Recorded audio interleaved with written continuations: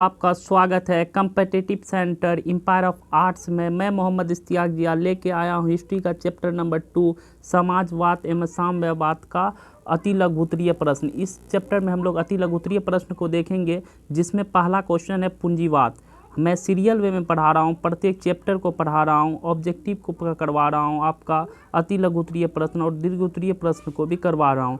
Please अगर आप मेरे चैनल में नए हैं, बिहार बोर्ड की तैयारी कर रहे हैं और एसएसटी में अच्छा नंबर लाना चाहते हैं, सोशल साइंस में अच्छा नंबर लाना चाहते हैं, तो एक बार मेरे वीडियो को ज़रूर देखें और इंशाअल्लाह आपका बेहतर मार्क्स आएगा। जितने ही बच्चे हमारे यूट्यूब चैनल से या हमसे पढ़े उसका बेहतर मार्क्स आया है और बेहतर तरीके से यहाँ समझाया जाता है। आइए, पहला क्वेश्चन है पूंजीवाद क्या है।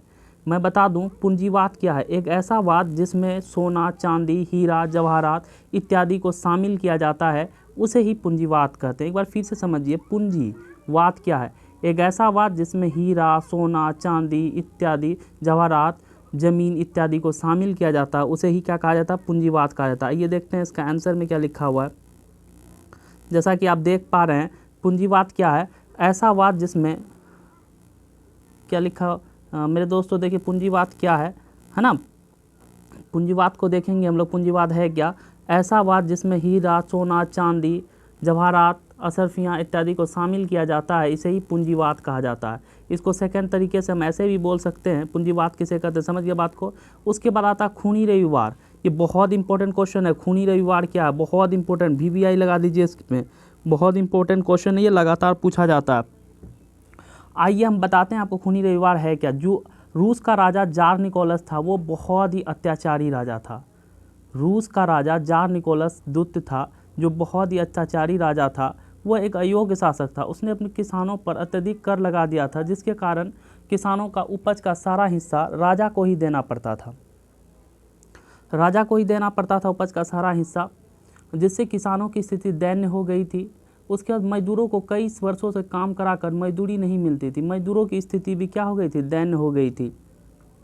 उसी समय रूस और जापान का युद्ध होने वाला था, जिसमें रूस के राजा जार निकोलस ने अपने सेना के ऊपर बहुत ज़्यादा खर्च किया, जिसके कारण उस देश में आर्थिक मंदी आ गई। लोग खाने के लिए क्या हो गए, मोहताज हो गए, लोगों को रोटी नहीं मिलने लगा। तो उस देश के जो जब प्रजा था, वो राजा की महल की ओर, जार निकोलस के महल की ओर जाने लगे, यह कहते हुए कि छोटे भगवान हमें रोटी दो, छोटे भगवान हमें रोटी दो। यह कहते हुए उसके महल की ओर जा रहे थे वो, कि अचानक राजा जार निकोलस द्वितीय ने अपने सैनिकों को आदेश दिया कि निहत्थे लोगों पर गोली चलाओ। और इन लोगों ने निहत्थे लोगों पर गोली चलाया। हजारों की संख्या में लोग मारे गए। उस दिन सेंट पीटर रोड जो पूरा खून से लाल हो गया था, वह दिन रविवार का था, इसलिए इसे हम खूनी रविवार कहते हैं। तो इस तरह से एक बार आइए हम देखते हैं हमारे इसमें नोट्स में क्या लिखा हुआ। नोट्स को भी एक बार देख लें आप। खूनी रविवार क्या है। रूस के राजा जार निकोलस बहुत ही अत्याचारी राजा था। वह एक अयोग्य शासक था, जिसको शासन करने का तरीका मालूम नहीं था। खजाने में उसका पैसा नहीं था। इसी कारण वो किसानों पर बहुत अधिक कर, टैक्स लगा दिया था, जिसके कारण उपज का सारा हिस्सा उसको राजा को ही देना पड़ता था। किसान के पास, बेचारा के पास कुछ नहीं बचता था। उसमें किसानों की स्थिति दयनीय हो गई, बहुत ज़्यादा खराब हो गया किसानों की स्थिति। उसे मजदूरों को भी मजदूरी कराकर रुपया नहीं मिलता था, उसकी भी स्थिति दयनीय हो गई। उसी समय रूस और जापान का युद्ध होने वाला था। उस समय क्या होने वाला था, रूस और जापान का उसी समय युद्ध होने वाला था। इस युद्ध में, जिसमें रूस के शासक जार निकोलस अपने सैनिकों के ऊपर बहुत अधिक खर्च किया, जिसके कारण 1905 ईस्वी में जो युद्ध हुआ, इस युद्ध में रूस और जापान के बीच युद्ध हुआ। इस युद्ध में एशिया के छोटे से देश जापान से रूस हार गया। हारने के बाद जब छोटे से देश हार गया, तो वहाँ की प्रजा राजा की महल की ओर यह नारा लगाते हुए गए कि छोटे भगवान हमें रोटी दो, छोटे भगवान हमें रोटी दो। जब वो राजा की महल की ओर पहुँचे, तो इन निहत्थे लोगों पर राजा ने क्या किया, गोली चलाने का आदेश दिया। हजारों की संख्या में लोग मारे गए।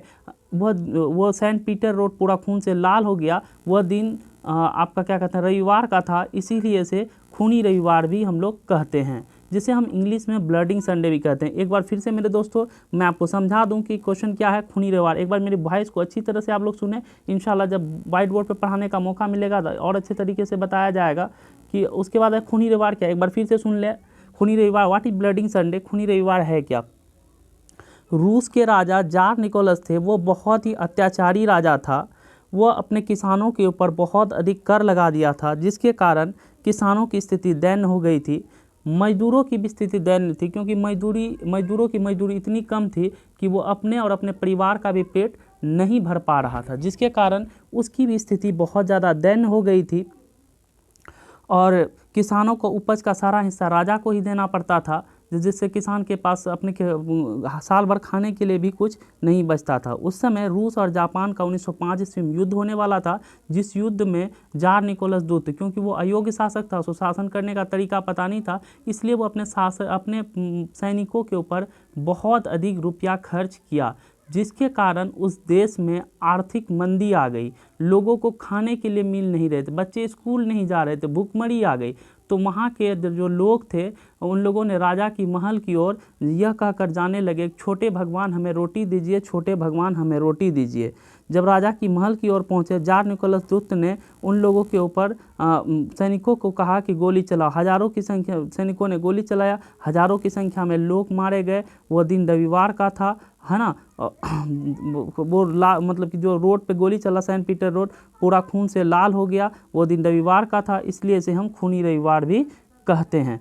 तो इस तरह से मेरे दोस्तों, अगर आप किसी बच्चे को समझ में नहीं आया हो तो वो एक बार फिर से पूछ सकते हैं, मैं फिर से बताऊंगा।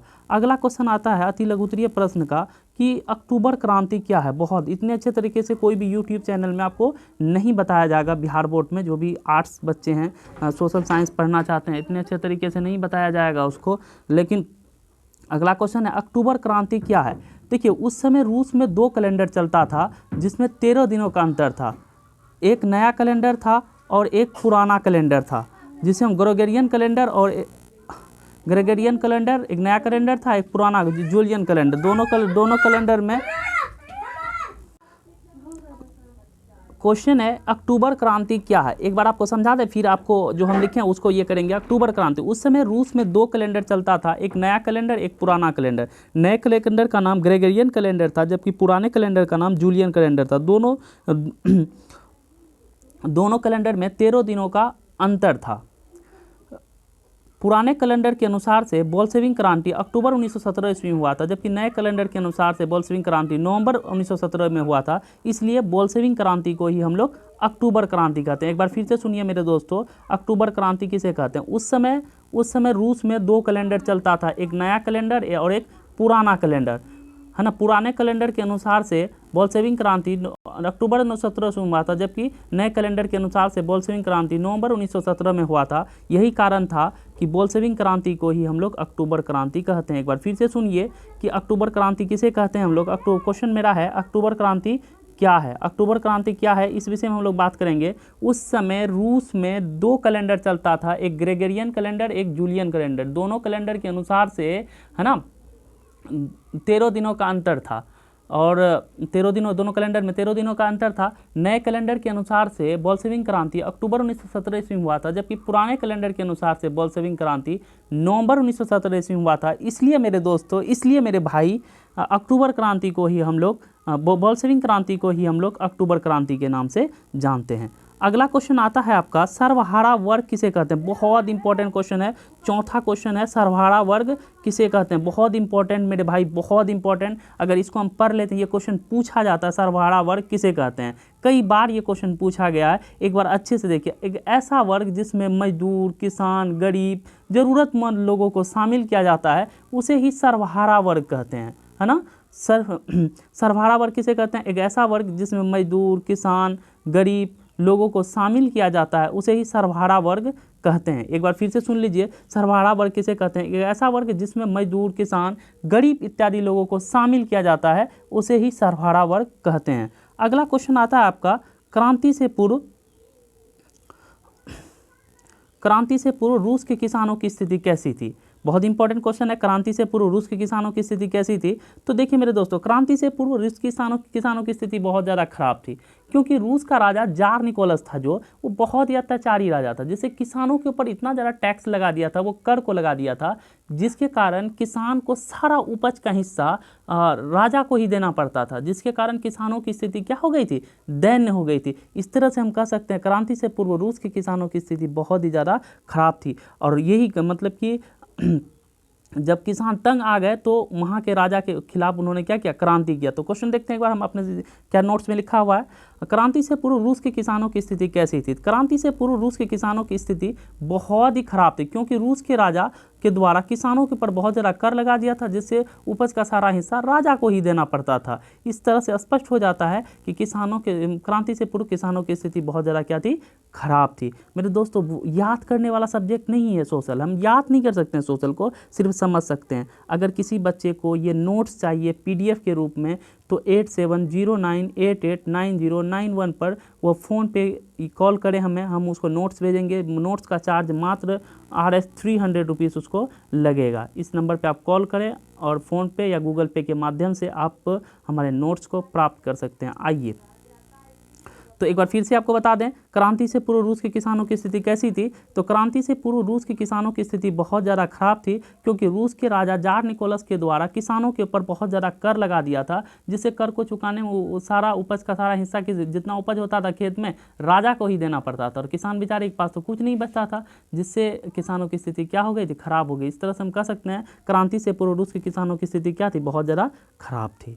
अब आता है तो मतलब कि जो भी क्वेश्चन है ये आपका अति लघु उत्तरीय प्रश्न था, जिसको हम आप लोग को बताया। आगे भी बहुत सारे प्रश्न हैं जो दीर्घ उत्तरीय प्रश्न है, जिसमें आप देखेंगे क्रांति से पूर्व, है ना, रूसी क्रांति होने कौन कौन कारण था, ये सब भी प्रश्न आप लोग देखेंगे बाद में। हेलो दोस्तों, आपका स्वागत है कॉम्पिटिटिव सेंटर में, जिसमें आप लोगों ने इस वीडियो को अच्छी तरह से देखें और अच्छी तरह समझें। और जिस तरह से ऑब्जेक्टिव सब्जेक्टिव में लगातार चैप्टर वाइज पढ़ा रहा हूँ, अगर आप अच्छे से पढ़ते हैं तो इंशाअल्लाह आपकी अगला चैप्टर मेरा अच्छे मार्क्स आएंगे। और ध्यानपूर्वक पढ़ना है, और ध्यानपूर्वक पढ़ने के साथ कॉन्शियस होकर मेरी बातों को सुनना है। अगला दिन मेरा वीडियो आएगा हिंद चीन में राष्ट्रवादी आंदोलन पर मेरा विषय है, ये इसमें वीडियो आएगा। जब तक आप कॉम्पिटिटिव सेंटर एम्पायर आर्ट्स को किसी तरह से क्या करें, सब्सक्राइब कर लें। जो लाइक नहीं किया है वो लाइक कर दें, अपने दोस्तों को बताएं, जो भी 10th के स्टूडेंट हैं, सोशल साइंस की अगर अच्छी तैयारी करना चाहते हैं, एक बार हमारा channel competitive centre empire of arts में आके ज़रूर जुड़े। और मैं वादा करता हूँ मैं आपका बेहतर मार्क्स दिलवाऊँगा बोर्ड एग्ज़ाम में। आप मेरे वीडियो लेक्चर को सुने, आप मेरी आवाज़ को सुने, सावधानीपूर्वक सुने। मैं मोहम्मद इश्तियाक जिया यहीं से अपनी बातों का विराम देता हूँ।